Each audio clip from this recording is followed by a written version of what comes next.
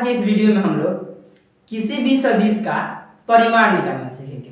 जो ये परिमाण जो छोटा सा टॉपिक है वो क्लास 12 वेक्टर चैप्टर से लिया गया है, ठीक है। और इससे प्रत्येक वर्ष बोर्ड एग्जाम में क्वेश्चन आते हैं, सो आप क्वेश्चन बैंक उठा के देख लीजिएगा, ठीक है। अब इस क्वेश्चन को हम करेंगे और इस वीडियो में, आज की इस वीडियो में हम कुल 3 क्वेश्चन करेंगे जो परिमाण से रिलेटेड होंगे। और इन 3 क्वेश्चन को करने के बाद आप किसी भी प्रकार के सदिश अगर आपको दिया जाएगा कि आप इसका परिमाण ज्ञात कीजिए, आप उसे आसानी से फाइंड आउट कर दीजिएगा, ठीक है। तो सबसे पहले हम पहला क्वेश्चन लेते हैं। पहला क्वेश्चन दिया गया है बोर्ड पे, देखिए आपको दिखाई दे रहा होगा। क्वेश्चन है सदिश 2i cap plus 3j cap plus 2k cap का परिमाण ज्ञात कीजिए। हमको एक सदिश दिया गया है और बोला गया कि आप इसका परिमाण ज्ञात कीजिए। देखिए करते हैं कैसे। सबसे पहले जो सदिश दिया गया है, जो भी सदिश दिया गया है उसको हम मान लेते हैं a। मान लीजिए वेक्टर a दिया है 2i cap plus 3j cap plus 2k cap. ये सदिश हमको दिया गया है और हमें इसका परिमाण ज्ञात करना है, ठीक है।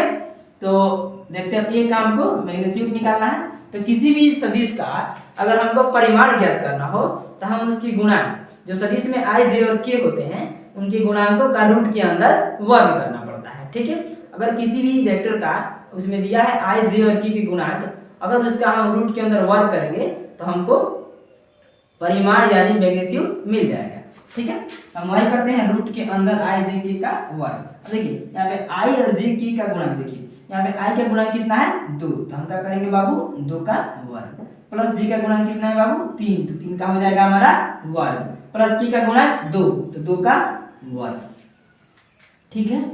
अब देखिए रूट के अंदर 2 का वर्ग करेंगे तो 4, प्लस 3 का वर्ग 9, प्लस इस 2 का वर्ग हो जाएगा 4। सभी को अगर ऐड करेंगे तो हमको मिलेगा 17 यानी 17। ये रहा हमारा पहला क्वेश्चन का आंसर। इसी प्रकार हम 2 क्वेश्चन और करेंगे, तब तक आप इसका स्क्रीनशॉट ले लीजिए। चलते हैं अगले क्वेश्चन की तरफ। हाँ लोगों, चलते हैं अपने दूसरे क्वेश्चन की तरफ। मान लीजिए हमको क्वेश्चन दिया गया है, क्वेश्चन नंबर 2। हमको वेक्टर a बराबर मान लीजिए ऐसे दिया है, ठीक है, 2i cap minus j cap plus 3k cap. ऐसा कोई वेक्टर दिया जाए और बोला जाए कि आप इसका परिमाण ज्ञात कीजिए, ठीक है। तो वेक्टर a का हमको मैग्नीट्यूड निकालना है। सेम जैसा पिछला क्वेश्चन में हमने किया था, सेम वही इस क्वेश्चन में भी हम वैसा ही करेंगे, ठीक है। पिछला क्वेश्चन में हमने क्या किया था, i, j और k के गुणांकों का रूट के अंदर वर्ग किया था। इसमें भी i का गुणांक 2 दिया है, j का, अब देखिए यहाँ पे j का गुणांक कुछ दिखाई नहीं दे रहा है, तो जिसका कोई नहीं होता है उसका 1 ऊपर वाला होता है, ऐसा आपने सुना होगा। सेम इसका कुछ नहीं दिखाई दे रहा है, इसका भी क्या होगा 1 होगा, ठीक है। जब आपको किसी i, j और k तीनों में से किसी का गुणांक न दिखाई दे तो समझ जाइए कि उसका गुणांक 1 है, ठीक है। अब यहाँ पे देखिए, और k का गुणांक कितना है 3। अभी हम इसका क्या करते हैं, वर्ग करते हैं, ठीक है। 2 का वर्ग करेंगे सबसे पहले, क्यों बाबू क्यों, क्योंकि 2 जो है वो i का गुणांक है, ठीक है। तो i का गुणांक 2 है, तो 2 का वर्ग प्लस j का 1 है लेकिन माइनस में है तो हमको -1 का वर्ग करना पड़ेगा, प्लस ठीक है कितना है 3, तो 3 पे क्या करेंगे वर्ग, ठीक है।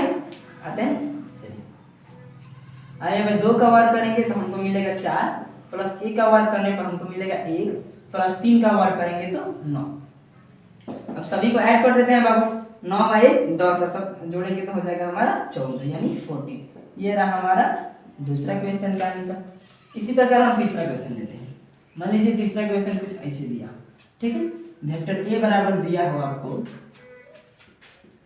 1/√3i cap plus 1/√3j cap plus 1/√3k cap. ऐसे क्वेश्चन दिया है। इस क्वेश्चन को आप किताब में ढूंढिएगा तो मिल जाएगा, क्योंकि एक्सरसाइज 10.2 से लिया गया है, ठीक है।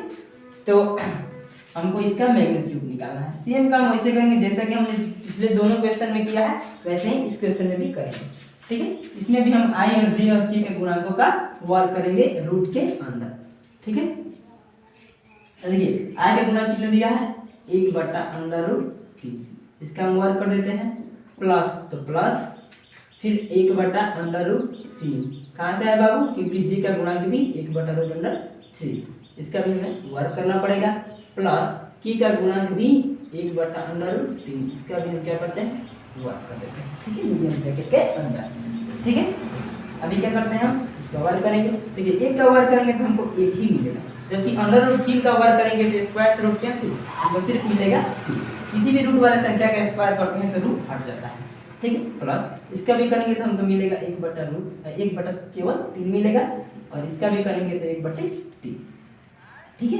किसी भी रूट वाले संख्या का अगर वर्ग करते हैं तो रूट हट जाता है, मतलब स्क्वायर से रूट कैंसिल, ये आपको पता होगा। देखिए अभी क्या करते हैं हम इन सबको ऐड करना है, ऐसे ऐड होगा नहीं, हमको एलसीएम लेके ऐड करना पड़ेगा, ठीक है। 3 3 3 3 3 3 का एलसीएम हमको मिलेगा 3, ठीक है।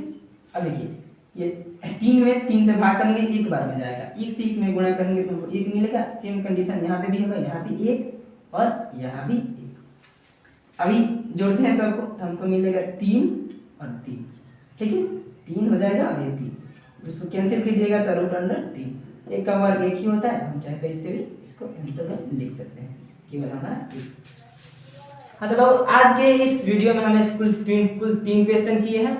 मुझे आशा है कि आप तीनों क्वेश्चन को करने के बाद वेक्टर से रिलेटेड अगर कोई भी क्वेश्चन आए और उसमें परिमाण फाइंड आउट करना हो, यानी मैग्नीट्यूड निकालना हो, मैग्नीट्यूड फाइंड आउट करना हो, तो आप आसानी से किसी भी क्वेश्चन का मैग्नीट्यूड फाइंड आउट कर दीजिएगा, ठीक है।